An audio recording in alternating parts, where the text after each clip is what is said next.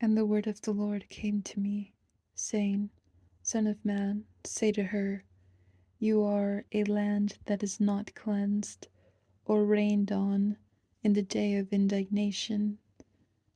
The conspiracy of her prophets in her midst is like a roaring lion tearing the prey.